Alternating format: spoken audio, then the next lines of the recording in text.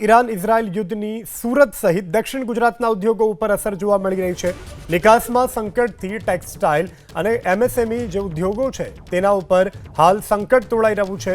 MSME sector પર આર્થિક સંકટને કારણે હાલ રેડ સી માર્ગમાં કન્ટેનરો અટકાવવા એક્સપોર્ટમાં અસર જોવા મળી રહી છે। ત્યારે તૈયાર જે માલ છે તેને ફેક્ટરીઓમાં જ અટકાવાતા ઉદ્યોગકારોને પેમેન્ટ મળવામાં પણ વિલંબ। 4000 કરોડની બાકી સબસિડી તાત્કાલિક ચૂકવવા માંગ ઉઠી છે। ગુજરાત ટેક્સટાઇલ પોલિસી હેઠળ હજારો ફાઇલો હજુ સુધી મંજૂરીની રાહમાં।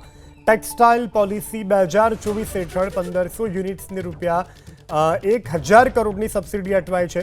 આત્મનિર્ભર ગુજરાત પોલિસી 2022 હેઠળ 6000 ફાઇલોની સાથે ₹1400 કરોડ પેન્ડિંગ છે। તો જૂની ટેક્સટાઇલ પોલિસી 2019 હેઠળ પણ અંદાજે ₹1500 કરોડના ક્લેમ હજુ બાકી।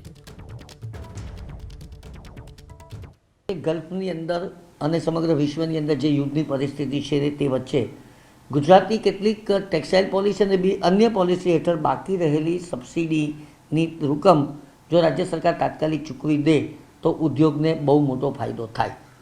અમારી પાસે જે આંકડા ઉપલબ્ધ છે તે પ્રમાણે ટેક્સટાઇલ પોલિસી 2024 અંતર્ગત લગભગ 5400 ફાઇલ સેન્કશન થવાની બાકી છે અને 18 ફાઇલ સેન્કશન થઈ છે।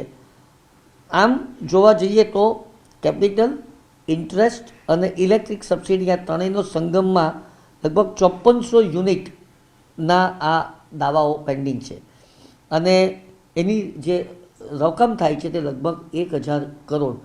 મુદ્દો એટલો જ છે કે આ સરકારી પ્રક્રિયા ચાલી રહી છે, એમાં કશે તકલીફ નથી, પણ આવા સંજોગોમાં આ પ્રક્રિયા જો તાત્કાલિક ધોરણે હાથ ધરવામાં આવે તો 31 માર્ચ નાણાકીય વર્ષ સમાપ્ત થાય ત્યારે જે તકલીફો પડતી હોય છે તેમાં બહુ મોટી રાહત પ્રાપ્ત થાય।